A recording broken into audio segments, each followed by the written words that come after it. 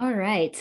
Well, in the interest of time, I think we're going to go ahead and jump in. We've got a number of folks who are already here, and I'm sure we'll catch some more as they come in. So welcome everyone to our webinar today. My name is Jill Schabelman. I'm a partner and director of client service at Stories, Inc. And we are here today to talk a little bit about uncovering employee stories and how that connects to your inclusion and diversity efforts. I'm personally thrilled to have so many people on the call today who come from a lens of doing D&I work, whether it's the title of your job, it's a piece of your job. The audience that we have coming here today are all practitioners who are focused on bringing the I&D message of their organization out to the forefront. So I wish we could be in person and have some great dialogue around what you're doing, lessons learned, but hopefully that's version 2 at some point when we can all be in person together.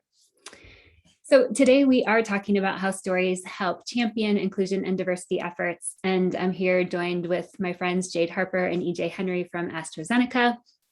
They've done a lot of work over the last year plus to really think about how to bring their inclusion and diversity messaging to life and how to use employees in a really thoughtful way. And so we really find them as an industry leader in this type of work of figuring out ways that their own employees have a voice in the inclusion and diversity messages that are going out both internally and externally. So we're going to share a bunch of information on that. But before we get started, a couple housekeeping items. We're recording this webinar, so you'll receive the recording link and plus the slides, so you don't need to frantically take notes or take screenshots. If you do have any questions or need any help, I think there's a raise hand feature, but hopefully you can hear us and everything's working well.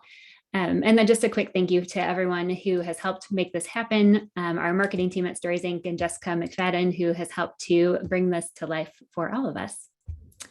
So with that, I'm going to go ahead and introduce you to my co-presenters today.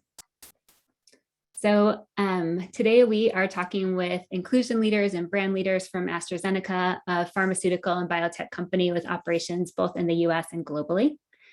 And we can go to the next slide too, please. Jade is an employer brand manager with AstraZeneca and has extensive background in employer brand and bringing that to life for organizations across different industries. She's a joy to work with, and I think has a ton to share around inclusion and how she helps drive that with her employer brand efforts. And then I'm also excited to have EJ with us. EJ Henry is the US Head of Inclusion and Diversity at AstraZeneca. He has a long career in talent, from things like learning and development to inclusion and diversity. And he really has a lot to offer this conversation. And just a fun little fact, you'll see EJ in a couple ways. You'll see him talk, and then you'll also see him in some of the videos that we'll share. So you'll get lots of EJ today. So thank you both for being here. Thank you for having us. Great. So today, like I said, we're focused on how employee stories can bring your organizational concepts of diversity, inclusion, and equity to life. So EJ and Jade are going to talk through how they're communicating the values of inclusion and diversity at AstraZeneca, both internally and externally, and how they're using employees to sort of showcase this commitment to inclusion and diversity. And we're not only going to talk about these concepts today, we're going to show you some of this in real life. We'll show some examples of different videos that AstraZeneca and Stories Inc. have worked on together to help communicate these concepts. And as we all know who do this work, this is a journey and not just a one point in time effort. And so EJ is going to speak about how they're doing this journey at AstraZeneca, what it's meant over the last number of years, how they're continuing to find ways to bring inclusion and diversity into all aspects of the work that they do. So with that, I'm going to hand it off to EJ, who's going to talk about how these values of inclusion, diversity, and equity really come to life and are communicated across the organization.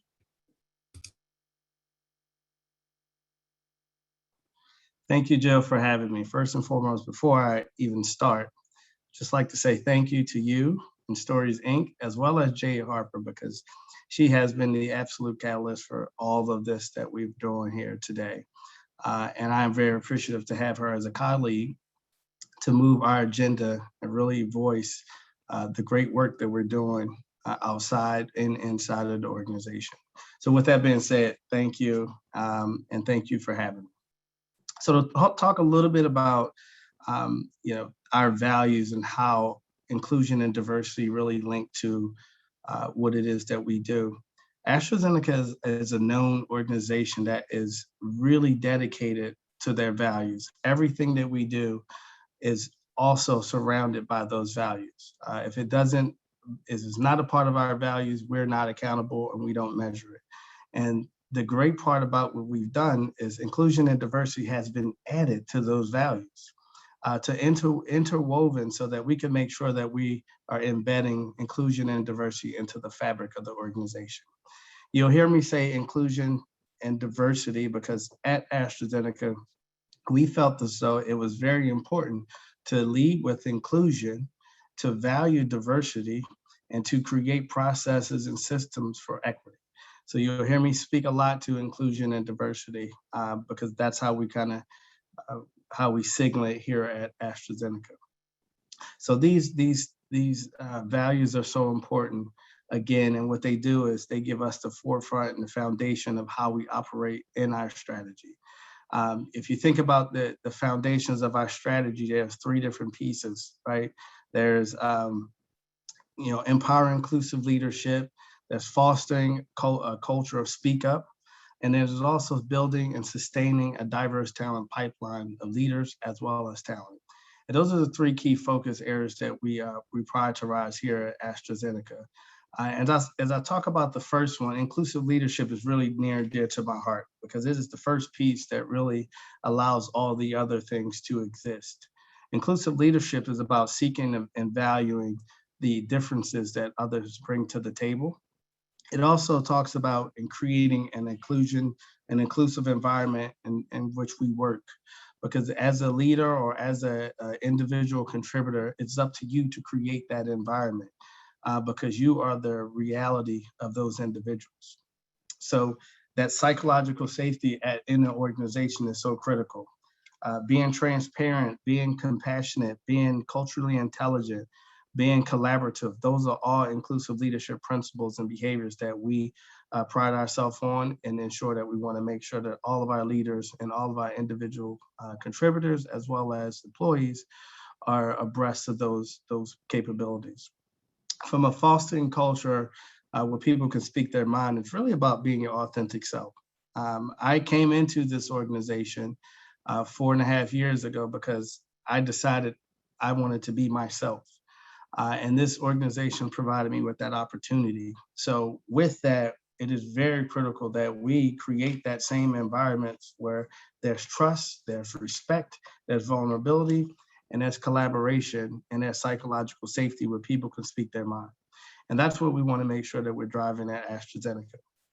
The third piece is very important as well, especially given to the issues and the things we've faced over the last 2 years around COVID, as well as George Floyd, and that groundswell of accountability when it comes to inclusion and diversity. And so building and sustaining a diverse talent pipeline, we started this long before 2 years ago, right? We've seen that it was so important and critical from a business perspective for us to be innovative, to be productive, to make sure we're engaging, retaining our talent, that we needed to be intentional about building and sustaining a diverse workforce. So we've since incorporated our racial equity ambition within the organization. We've also, provided our contribution to society initiatives that we'll talk about a little bit later. But these are the foundational things that truly drive our I&D strategy. Those three areas: empowering inclusive leadership, fostering a culture of speak up, and building and sustaining a diverse leadership and talent pipeline. And that's what AstraZeneca's priorities are in regards to inclusion and diversity. Back to you, Jill. Thanks, CJ. I think you have one more. Talk about talent acquisition. Awesome. Yeah. I'll go right to it. So the building and sustaining, talent, this from a talent acquisition perspective, right? It's a lot of talk the first couple slides, the first minute, but this is the action. These are the things that we've actually delivered on and making sure we're not just talking the talk, but we're walking the walk, right? So with that being said, I think if you think about those three umbrellas, each one of our initiatives fall within this.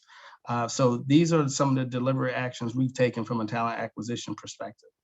One of my favorites is embedding I&D into every step of the employee life cycle.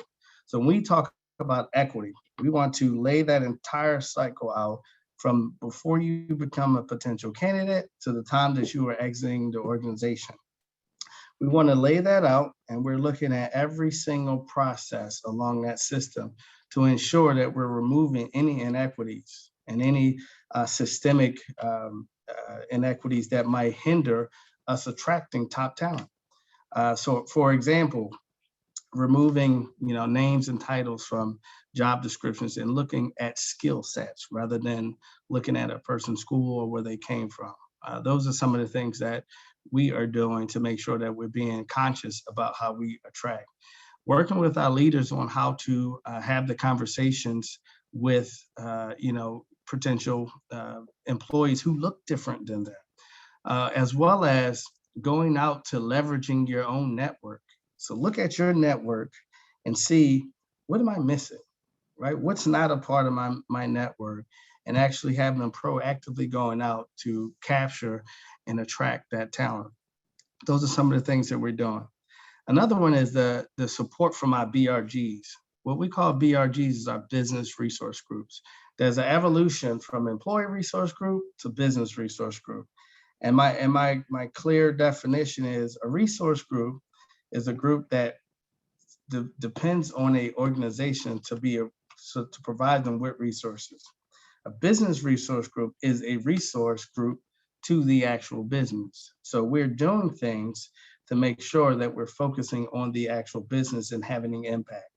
So with that being said, our business resource groups are truly critical to us attracting a diverse talent pipeline, because we can go out of these 13 BRGs that we have, we can tap into those audiences to bring that talent in-house so they can tell that story. And that story is so critical, and it's all about their perception, which is their reality, of the inclusive environment in which that we created for them at this organization.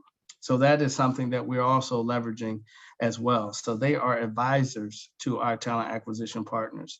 They are advisors to our leaders, and they are a go-to for critical situations in terms of talent acquisition. And then there's the piece where, we have talent acquisition who works with our talent development team and our I&D team to track, measure, all the usage and all the activity in which we, from a talent acquisition perspective. But it's not just to get them in the door, right? It's also, how do we keep them in from a retain, from a development, and from a growth perspective. And with these three channels, talent acquisition, I&D, as well as talent development, they all work together to make sure that, again, that employee life cycle, that we are impacting and causing them to be successful at every stage of the way. And those are some of the things that we're doing with our BRGs, our talent acquisition partners, as well as our talent members, to make sure that we're retaining a diverse workforce within the organization. It is not easy. It is definitely a challenge, because right now, everyone wants talent that is diverse, because they see that there are benefits to innovation, productivity, and things of that nature. But I think what differentiates AstraZeneca is to be able to tell an authentic story about how this journey began and where we plan to go. We're being very transparent about, we don't have all the answers, but what we do have is the will to work forward, to move forward, to make this a better organization, because we are brought into the fact that a diverse workforce will be a better workforce, and we want to reflect the patients that we serve. And that is some of the critical things that we're doing from a talent acquisition perspective. Great. That's it, you, Joe. Yeah, thanks, EJ. So all of that, is great context. And as I'm sure you think in your own organization, those conversations are probably happening, whether in meetings that you're a part of, or they're happening.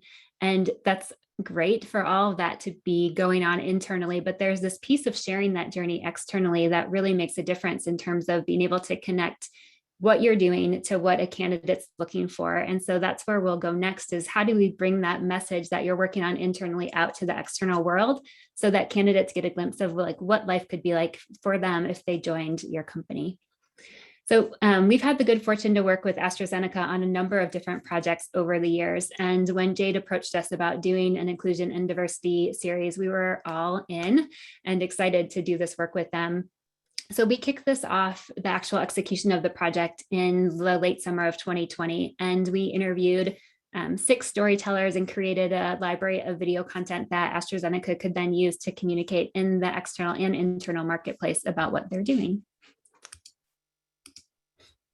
So if we can go one more slide. Great. And just quickly, for those of you on the call who haven't worked with us in the past, I want to just give you a glimpse into our process and methodology so you understand where we're headed with the rest of the conversation. So our methodology focuses on uncovering unique and genuine employee stories based on their own experience. And we do that in a really organic and authentic way. So when we go into our interviews with what we call storytellers, it's not scripted. We don't ask them to come prepared with a monologue of what their experience has been like. We go in with questions that just prompt them to think back about the experience that they've had and to share that from a really genuine place. And so that's the work that we've been doing. You know, we did this with AstraZeneca again for this inclusion and diversity series. And you'll see in some of the content we created that it really gives a chance for storytellers to be vulnerable and to really share what it is about their experience that's been maybe unique and different for them. So with that, I'm going to hand it off to Jade, and Jade would love to hear your perspective on doing this work in I&D from an employer brand viewpoint, and how you help communicate these I&D commitments that EJ spoke about. Absolutely. And great intro, EJ, to a lot of the work that's being done inside that maybe isn't obvious through the content that we've curated up until now, some of which because it's proprietary, others of which get really in the weeds on data and metrics and some of our employee resource groups work and the internal engines that are running to make sure that what we say is actually coming to fruition inside our organization. So thank you for that. And thank you, Jill, for the passover.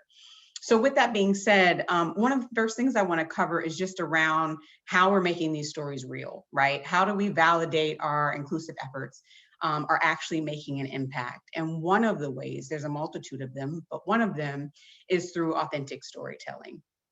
And so for us, it was really important, not only internally, but externally, to talk about the work that we're doing. One of the ways I like to parallel that example is just like any normal relationship that you may have, whether it be with coworkers, families, friends, spouses, what have you, is you really have to work at those relationships. It doesn't just happen without effort on your part, right? And so when we're talking about the work that we're doing, it's important for us to give a space for the culture that we have within AstraZeneca, the speak up culture that we promote, the open forums that we have, the business resource groups and so forth, to feel like they have a voice, to feel like they're heard, to praise them for ways that they're really helping impact our business. And so the first thought process for me was, how can I bring that to life through some form of film? The other part was, how do I show that the organization does encourage and welcome different perspectives? Well, how can I make sure people know, not only internally, because it is a big organization, we're talking about 72,000 plus employees globally. And so sometimes what happens in buckets may seem to be happening in siloed spaces, and it feels like you only know what's happening within your section of the organization. So we wanted to really bust those doors open and make sure that more broadly, we were aware of what was happening and we're sharing that with one another to promote and encourage and be excited about the culture that we've curated. And then, how do you make sure that that also translates in a film so that you're displaying that diversity, not only visually, but through thought and perspective and experiences? And then last, like proving our corporate statements, right? You can go to our website and you can stumble upon a lot of key facts about what the organization has done in terms of success, how we've impacted our patients, our sustainability offerings, all of that stuff. And those things are great and absolutely have a place. But sometimes when you're thinking about a career, that next step in your career advancement, you're like, yeah, but I might feel like I look different or my experiences are different than what I may presume will be inside the walls of a pharmaceutical company. And how do I, as an employer brand manager, bring forth this vision of who we are, this exposure of who we are, and making sure that you know that even if you don't see yourself in this film, I still want you. And I want you to be in the next film that we curate that talks about our diverse employee population. Now, with that being said, in terms of the partnership that we have with Stories Inc., the first iteration of many that will come, we decided to do a couple of things. One, we wanted to build a bit of a content library so that we had B-roll and visual imagery and things that we could leverage in a multitude of ways. We wanted to have an overall overview film that just kind of brought everything together in one culminating narrative that talked about our inclusive and diverse efforts. And then we wanted to make sure that there were kind of two standalones that really spotlighted two stories that resonated most in terms of what we know to be true about our candidate experience, our personal experiences. And we also wanted there to be shorter versions of that to tease into the larger videos to leverage through social, through advertising, and a variety of other internal mediums as well. And then, of course, through that, we identified 6 individual storytellers that fortunately you're going to get to see as we showcase for you the films that we've curated. Thanks, Jade. So with that, we'll actually watch the first one. And so this is a standalone video that features EJ. So we'll cue that up and we'll watch it and then come back.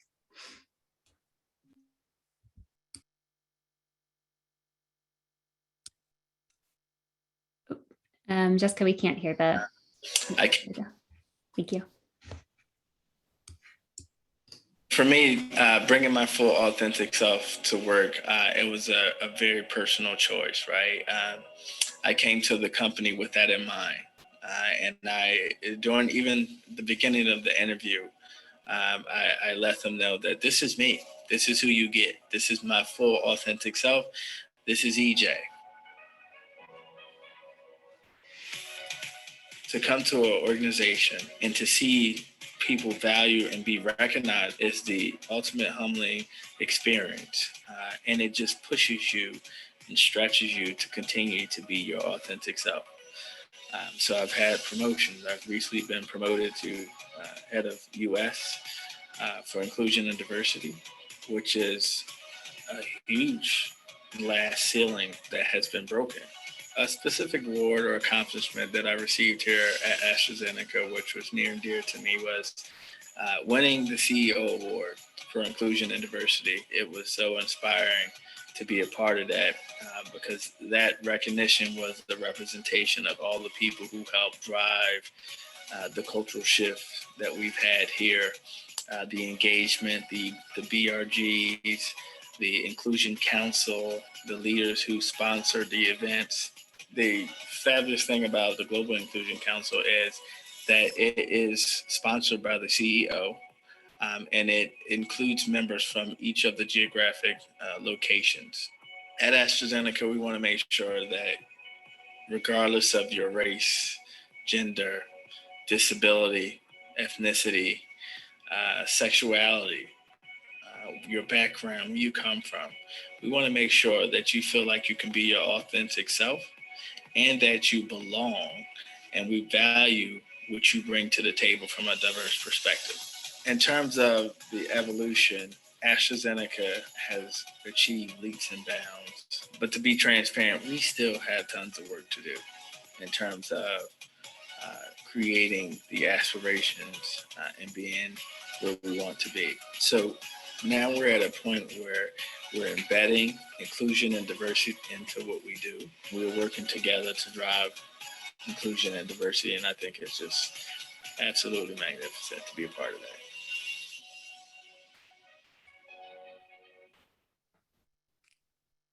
So Jade, I'd love your perspective on why a message like that is important to use in employer brand efforts. Yeah, great question. And so I want to start by saying, because this may not be apparent to the broader audience, 2 things. One, there are no stock photos in that entire film. So whether it be B-roll, still images, or what have you, these are all true AstraZeneca employees that work for our business. And that's a hard one. I think some of us that are new in this space know that sometimes that's a challenge because you're concerned about when people win $1 million and decide they want to move on to some new opportunity and leave your company, can I still use their likeness and other things of that nature? And so it's a bigger ask in terms of curating and making sure that those images are fresh, but it's important to us because we really want to be authentic through and through.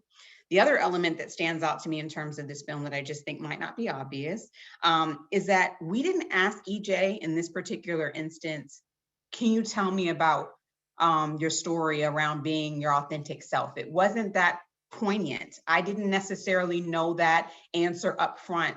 It was more about making sure that when EJ or any other storyteller was in front of the camera, we were asking open-ended questions and asking analyze it, right? So think about the difference between asking somebody, what does inclusion and diversity mean to AstraZeneca, where they might go with a more corporate spill, be very clear and concise and almost formal about the way in which they choose to respond to that kind of a question. But when you go broader or a bit more personalized and ask the question of, how does IND come to life for you in your work? Or what experiences have you had that reflect IND in your personal life or through some of your work experiences? You'll find that from that, you'll get a bit more of a personalized element. And then what you just let the conversation flow naturally, and then ask follow-up questions just like you would in a dialogue, or for those that are really good at interviewing, to keep the conversation going and really bring helpful, authentic content from our storytellers. And then I think lastly, it's just, for me, what came out from this particular segment, and the reason why this was worth spotlighting, is because I've heard far too many times, and even have had some personalized experience, where I may have thought I needed to kind of assimilate, or that I needed to modify my personality in a way to frame what I thought corporate looked like. And this was a good story to help people understand that I'm not asking you to do that. Not here at AstraZeneca, and not in your own personal development and happiness. And when EJ told this authentic story, it just resonated so much with me that I thought that it made perfect sense that we spotlight that. Yeah. Thanks, Jaden. I also love that, EJ as the head of inclusion and diversity in the US is like, listen, like, we had a ways to go still. Like, there's good stuff, but like, there's still ways to go. And like, for that message to come from the person, really helping to drive that work, I think is really important. So EJ, is there anything that you'd want to share about this? Absolutely. It's amazing how we captured this moment, right? This again was me just being my authentic self and answering some questions and expressing how I felt about, being a part of AstraZeneca. And I think the team here, Stories Inc. and Jade, did a great job at really pulling this together.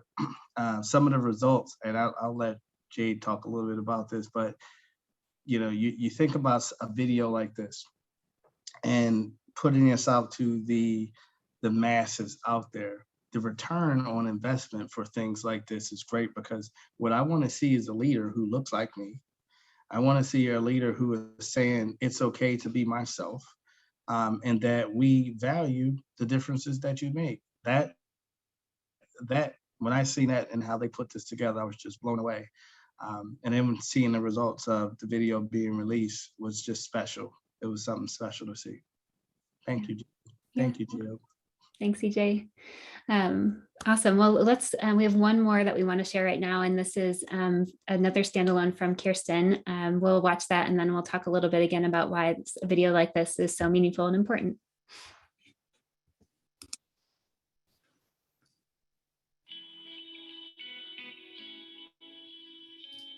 Sometimes we are our worst critics, and sometimes the belief and the opportunity and the potential somebody sees in me can be greater than what I see in myself. When I was senior director of marketing, I was at a point in my career where I had to really look around and say, what should I do next? Most commercial leaders in our organization have sales experience, and I hadn't had any sales experience to date. And I remember talking to one of the senior leaders at the time saying, I think I should go out and do a regional sales role. And that individual at the time looked at me and said, well, maybe you should be a national sales director. That leader said, Kirsten, don't you think that potentially all these skills that you've demonstrated would apply to making you a very good national sales leader? I went for the big job. I competed for it. I actually, out of a really competitive pool of individuals, landed the job. My first sales job in this organization was as a national sales director.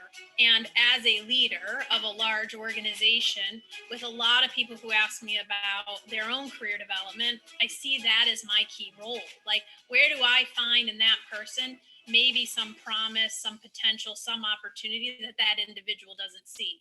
that's when you start to see magic happen within the organization. And that's when people have their largest impact. I get goosebumps every time I watch that, like that she got like such a cool opportunity like that and that happened. So Jade, yeah, I would love your perspective on this video too. Yeah, totally. So Kirsten is a gem for so many reasons. But a few that come to mind for me is that, first of all, she's actually been promoted relatively recently yet again. So her role has expanded beyond what it says here in the titling at the time of this filming. But also that, like, I personally, I've heard this again come from candidates, come from peers, come from friends and family members. We all, most of us at some time or another, have a bit of an imposter syndrome, right? Like, oh goodness, am I all the things that I tote to be? Am I capable of doing this job? Should I apply to something where maybe I'm only about 60 to 75% of the way there in terms of the way this has been described, like those types of things. And so this really resonated with me personally. And I find that if I can feel the emotion in it, then typically that same sentiment will come from those around me. And so when she got to this element, and there was a lot of content for Kirsten, so there was a lot to pull from here. I thought that would resonate really broadly, especially even among the female population. Statistics show that women tend to be more likely inclined to feel like if I don't meet 100% of the expectations, I shouldn't go out for the job. And we don't want this bright talent that we're looking to attract to feel that way, nor do we want that for our internal employee base that are looking for the next promotional opportunity. And so again, both internally and externally, it checked a lot of boxes. Another valuable point here is that the sentiment, the way this makes you feel, that's the kind of impact that resonates, right? Because that statistic or that statement that people say where they're like, it's not about what you did, but it's about the way you made me feel.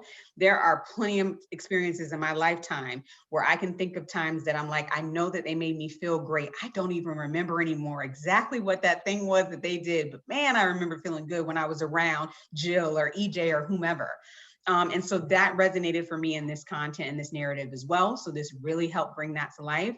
And I think that, again, all importantly, it just was another opportunity where you just bridged into a challenge that was overcome that a lot of us may tend to face. And it just, I hope, not using actors and heavy script to invoke that same level of emotion that you would get that from something that's genuinely authentic. Awesome. Thanks, Jaden. Fun fact for those of you who don't know the behind the scenes, we actually filmed this using a green screen and virtually so that we were safe during the first parts of COVID, really, where we couldn't necessarily travel and be on site. So this was also a fun experience doing these virtual interviews this way too. So cool. So Jade, one last thing from you. Oh, there you go. I'd love to also hear any lessons learned of, sharing this both internally and externally and how you see this continuing in terms of the work that you're doing. Yeah, so EJ hinted towards the external element. So one of the things that really benefited us well was as we put in some financial backing to make sure that this was advertised externally, we saw a great return on our investment. And by great return, I mean thousands of applications that were seeing some of the film content.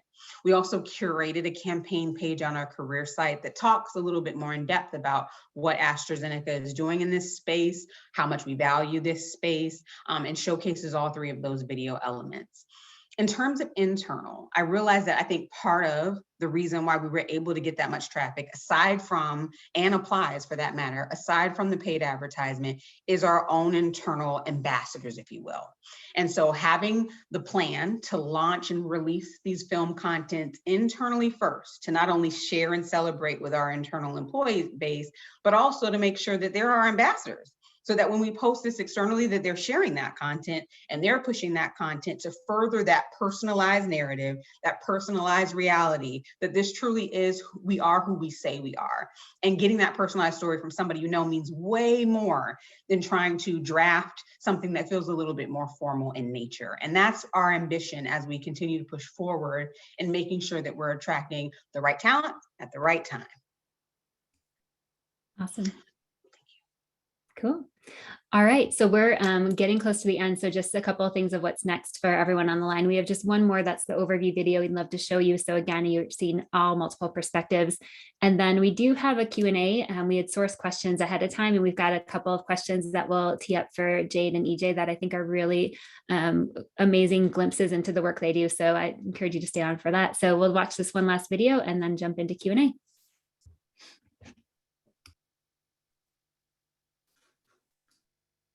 When I came to AstraZeneca, I decided that I was going to retire from being my unauthentic self. I wanted to be myself all the time, and AstraZeneca allowed me to be that person. Differentiator with AstraZeneca is truly feeling included and having a seat at the table, regardless of your level in the organization. I think they do a great job at making sure your voice is heard. I'm an immigrant to this country. I came to the US 22 years ago with a piece of luggage and a lot of courage and enthusiasm. So clearly my upbringing is totally different than the one of my peers. I've been able to speak up, challenge each other ideas. Ultimately, our strength is our diversity. An opportunity where I've expressed my vulnerability was around the killing of George Floyd. I thought it was important to lead in this time of need. So I recorded a video about exactly how I felt. I was hurt, I was upset, I was disappointed. I went through all these different phases and I put it out there. And so many people reached out and said, thank you. And I helped unfreeze a lot of people that day by just being vulnerable and letting them know it's okay. If you don't ask the question and put it out there, then nobody will ever share, and then you can't actually learn. It's just about creating an environment where everybody feels they belong, and part of belonging means that you can be different. In the past, there was always an emphasis to ensure that everyone was included. What's even more exciting now is making sure that not only do we know where to go to find diverse talent, to really invest in those specific groups where we may be able to find more diverse pools of talent. Within AstraZeneca and in the US in particular, we have several employee resource groups that represent different populations within the organization. I have been here for 15 years, and 14 out of those 15, I have been involved with the Hispanic Business Resource Group and the Network of Women Business Resource Group. As a proud Hispanic woman, those were very important things to me. And all throughout my career, AstraZeneca has been so supportive in terms of our culture, our diversity of talent and thought. We don't only think about just the employee piece, we're also thinking about contributing to the society.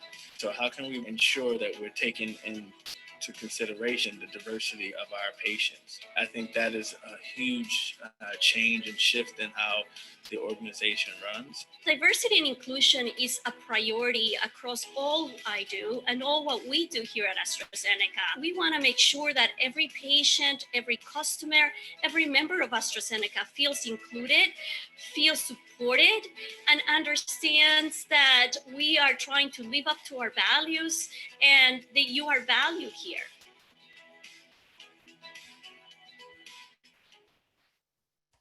Awesome. Jada, I'll turn it to you first, but anything that you want to share on this one? I think one of the things that stands out for me is, again, there were 6 storytellers that we asked to bring their story forth. And it was important to me to ensure that through these 3 videos you see and the shorter kind of social clips that you aren't able to see that kind of tease these films, that each of those individuals that we asked for their time and their commitment to this authenticity got an opportunity to be shown, like their effort was not in vain. So that does a really good job of capturing the vast majority of that group. And it's an interesting dynamic to kind of see the difference between isolating one person's story narrative and trying to bring segments of that together with other individuals to make a cohesive story, even though they brought very different perspectives and experiences to one conversation, much like we want to do in business, right? So really excited about how that came across. Yeah. And EJ, from your perspective as head of inclusion and diversity, like why is a message like this really important to you to get out? Absolutely, it's extremely important to tell the message, right? Because I think what we do is we get so focused on doing the work that we don't have enough time to lift our head up and share some of that great work that's being done. So if we're going to truly reach our bold ambition, right, to increase the representation of our ethnic and diverse populations, we need to make sure that we're letting people know what it's like to be an employee here at AstraZeneca, what the culture is, how much we're investing and how we're embedding I&D into the fabric of the organization. Because these days, individuals want to know. They want to know, can I be myself? Is this connected to my passion, my purpose, and my proficiency? If not, they're not going to join the organization. So I think these videos really help us maximize and give you an external view of the internal culture here at AstraZeneca. And I think that's just so critical for anyone that's making a decision around if they want to be with an organization and do they value inclusion and diversity. And is this truly a place that you can be your authentic self at? Yeah, I love all the different perspectives shared. And I think it's Camille who says, for 14 or 15 years I've been here, I've been part of a Hispanic business resource group. Like that just signals to a candidate like, oh, this isn't just right now. Like this has been going on for a long time. And I think that's a really important message if your organization does have that kind of legacy of having that support. So cool. Thank you both. So just some key takeaways and things that I've learned from both Jade and EJ and doing this work together with them is that it's really important to communicate, all these pieces and parts of your journey. So being transparent of where you are and where you're headed and, what your employee experience is. I think it's just really important to keep sharing that as things unfold. And so not feeling like it has to be perfect before I go and share it. And obviously there's so much collaboration that has to happen across all different teams to make this stuff come to life. So employer brand, talent acquisition, I&D, talent development, human resources, business leaders, all these folks come together and have a voice in how this stuff comes together and what employees are really able to get out and share their stories and finding those stories within the organization. All those people play a part in that. And then using this content across so many different channels. So both externally, which we know is really important for candidates, but then internally to continue sharing the story of employees to employees so that they continue to see what's going on, what are the messages, like where are we headed and where have we been? So thank you, EJ and Jade, for all of that. And so we do have a couple questions that we had gotten before the webinar. And so I want to get to that because I think you've got lots of great stuff to share. So this first one is for EJ. So how do you get stakeholders across the organization aligned and comfortable with creating and sharing this D&I messaging when you're in the middle of it? So how do you get everybody comfortable and aligned to do this work? That's a great question. I think what I've seen work is practicing your inclusive leadership behaviors. First and foremost, you need to be compassionate, and you need to be conscious of your own surroundings. And I think with leaders, you need to meet them where they're at. So they all are not on the same page that you might be on. So you got to meet them where they're at. How do you do that? You need to be vulnerable yourself, right? And you need to be engaging because you showing some vulnerability, being your authentic self allows them to lower their guard to do the same. Build that relationship and that trust and break things down in a way where they will understand giving your perspective. So a lot of how we initiated a lot of the things and initiatives around I&D strategies and BRGs was really having a conversation with our leaders and saying, hey, this is how I feel when I walked in the door. I didn't see many leaders that looked like me. That was discouraging for me. And that's how I felt, regardless if it was the truth or not. That's how I felt. And I think leaders listen to those things and they said, well, what can I do to help? And 5 years later, here's the journey reel, right? Where we have, ERGs, BRGs thriving. We have a racial equity ambition. We have, talent acquisition. We've embedded I&D into every step of the process where it is a global initiative, not just a US initiative. And this is something that has funding have been invested in it, and those set leaders, senior executive teams are making sure that they're even holding their peers accountable for driving this across the business. That's how it all started. So I would say practice those inclusive leadership capabilities where it's about compassion, being cognizant of your own biases, and also recognizing that collaboration and curiosity are good things to have. So doing that, I think that's the way you break down those barriers and rebuild that trust, because don't assume everyone knows how you're feeling or what they need to do, because they just don't. And sometimes you just have to meet at that place where they're at and show your vulnerability and express what it is you're trying to do. Thank you. Thank you. That's great advice for anyone who's also trying to move the needle and do this work in a bigger way. So yep. Thanks. So Jade, this one's for you. How do you select employee storytellers so that the same individuals aren't always asked to participate in D&I initiatives? Good question. And that's a challenge. I think for most of us that are listening today, that work in this space, you're probably very familiar with how challenging that can be. Especially considering that you might find a great balance of individuals and a really great diverse slate of visually different individuals. And I have to emphasize on visual in a film or a video, because some of the not so obvious things may not necessarily translate the same. And then you might have people that at the last minute, for a variety of different reasons, can't make it, can't come through. And then you're like, oh, it looks like I didn't try, because now we're a bit disproportionate in one area or the other. So some of the ways that we combat that is essentially by putting out the ask to more than what we actually need, right? So maybe if you only really needed 5 or 6 people, maybe you should ask for 10 to 12.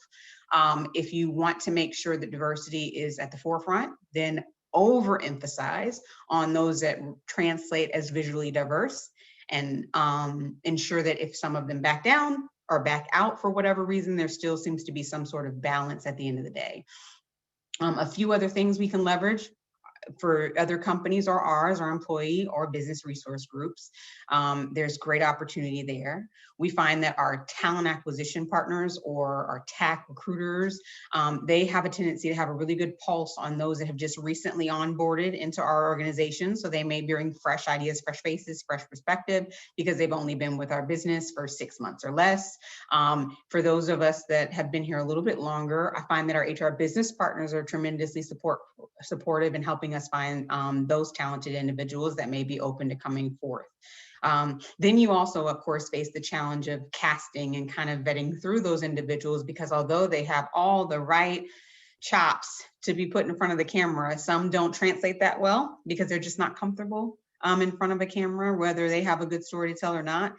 So you have to kind of, again, over-index in the number of people you're looking to have perform, maybe even consider doing some pre-screenings.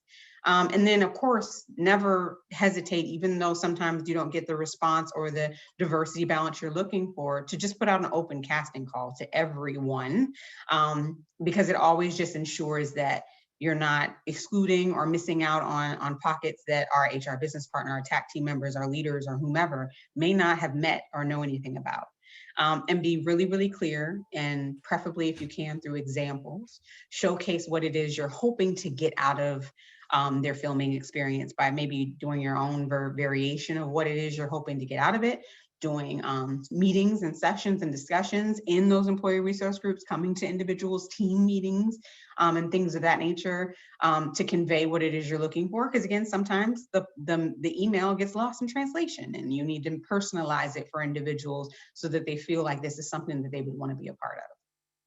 Yeah, thanks, Jade. And I think, as we work with other clients, I think an initial quick reaction is like, oh, the head of every BRG, we'll have the leader of every BRG be the person. And yes, they're amazing and they're asked to do a lot. So asking them, like, who else in your ERG has an incredible story to share, and having them help nominate people, I think is a really nice way to recognize what they do for the organization, but to not always be the people who have to be in front of a camera. So. Nailed it. Yes. Yeah. I mean, honestly, another thing, that's a good point that comes up in those conversations, or that I try to do to get our nominators to think differently, is also to say, hey, walk away. Actually, I don't want anybody in a leadership position. I want you to give me those individual contributors. I want you to bring forth individuals that we hadn't necessarily thought of before, especially considering, and then another kind of parallel is, what are our recruitment needs? So if in a particular business area that we're spotlighting,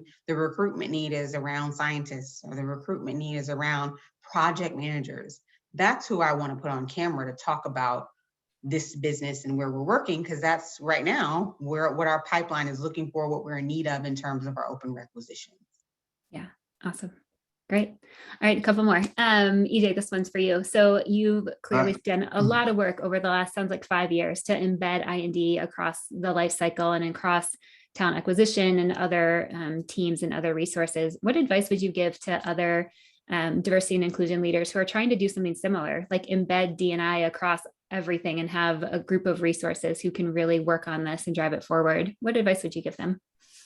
My first advice would be to make sure that you have a sponsor. If you have a sponsor, you can truly drive the needle. It is very difficult to get things done if you don't have the capability to influence and get the support from senior executives who you can influence. It's always going to be a challenge because ultimately the decision is there, right? How you move. If you can tie what it is that you're doing back to the business, it makes it just that much sweeter for you, right? Because you're measuring, you're tracking, and then you're holding someone accountable for actually executing and delivering. And you're tying that back to the business, saying this is the right thing to do, and this is why. So with inclusion and diversity, I think about, okay, so our mission is to save patients, right? And to do that, we want to make sure we're delivering to all patients. So it doesn't matter what their race is, or what their gender is, or what their disability, et cetera. We are taking care of all patients. And just so happen that in some categories you see there's some disparities within different patients. How can we address those from a business perspective? And then you lead with that information and that data. If there's things such as launches that we have with our medicines, do we work with our BRGs to make sure that we're keeping our patients top of mind and influencing that way, because we're actually contributing to the business? And I think if you can take what it is that you're doing, and I know sometimes it can be tough, especially when it's about emotional or inclusion, but if you can take and tie that back to the business, and you have a leader who is an influencer, and you have people who are in the organization who can influence and execute as well, if you get all those people in the right place and those stars align, you can execute and do whatever you need to do. And I think, right now, because of things that have happened over the last 2 years, this is a time to make sure that we set the precedents, that inside process, policies, and people, that I&D is embedded going forward. So regardless if I'm here, Jill's here, or if Jay's here, these stories will still be told. I&D will still be a priority, and then BRGs will still move the needle. That's what it's about, making this place a better place than you left it. And that's kind of what we're doing from an AZ perspective. Yeah, thanks. I love that idea. So this isn't EJ's thing. Like it's not EJ's thing, AstraZeneca. It's AstraZeneca's thing, and we do it together. Yeah. Awesome. All right. The last question as we get towards time. So Jade, we did this project in the middle of 2020. And so that was a time when a lot of companies and organizations were putting out statements around diversity and inclusion, but you went a step further and pretty early on, wanted to do this series and wanted to do this project. And so I'm curious of what made you take that step at a time where some companies were feeling like it's too sensitive to put too much out there. What made you go the opposite way? Yeah, well, good point. And I'm glad you referenced the fact that this had kind of been earmarked a little bit sooner on in the game. We just got to the point where it was deployed the beginning of this year and created at the end of last, but it was planned for at the end of 2019. And so this has been an ongoing and evolving conversation. And we did have to make some shifts and some adjustments based on the current climate. The pandemic primarily just because of worrying about health and safety of our individuals, our storytellers, the team, and so forth. But the second one being, oh goodness, there's so much going on. There's all this racially heightened conversation that's happening, senseless murders and so forth, that are causing some tensions, to say the least. And there are definitely businesses that may have taken a route of being immediate to the charge, putting out a statement, some that chose to say nothing at all. And there's just these varied perspectives in terms of how they might approach that space. For me, I feel like the mission shouldn't change in the sense that we should not abort this mission just because we're concerned that there's some sensitivities. I think contrary to that, silence is like complacency, and that's not a good thing. So I think that the opposite of that is that we should be in a position where we still speak our voice and do it, of course, being considerate and being mindful of the state of mind for a variety of individuals. And so that's why it made more sense, instead of telling people what to say, to just giving them the space to say whatever was authentic for them. So asking, again, back to what I think we talked about earlier in today's presentation around, I don't want to script you. I don't want to put you in a box. I just want you to tell me how IND comes to life for you, what it means to bring your authentic self to work. What areas do you want to influence in this space? And then just see what the storyteller says. Give them the space to be heard. And a lot of times when people are going through challenges, whether it's directly because it impacts their community or them directly, or those around them, one of the things people want to feel community, to feel heard, to feel understood. And I feel like these films still did that, especially because there was no box around what it was that you were supposed to say. And you got to tell the story in whatever way made sense for you. Yeah, thanks, Jada. I love that you took that approach and we're comfortable with that of, we're not going to say like, EJ, you can only talk about this. We know you work on this. It's all I want you to talk about. It was like, no, we want to hear your story. What's going on, and leave it open-ended. So I'm so appreciative that you wanted to take that same approach too, because that's what we find to really resonate the most in the actual end of content, but then for the experience of a storyteller to feel like this was a really valuable time that I spent doing this. So cool. Absolutely. EJ, Jade, thank you. It's been so fun having you here. I love everything you shared. Thank you everyone who's been online with us. Again, we'll send out recordings and all that good stuff. If you have any questions and you want to find out more, you can find stuff on AstraZeneca, their careers page, careers.astrazeneca.com, and ours at storiesincorporated.com. But that's it. That's all we have for you today. So thanks so much for being here. Thanks, EJ and Jade. Thank you, have a great day. Yeah. Thank you. All right. Take It's been care. an absolute pleasure. Same. All Awesome. right. Bye. Bye.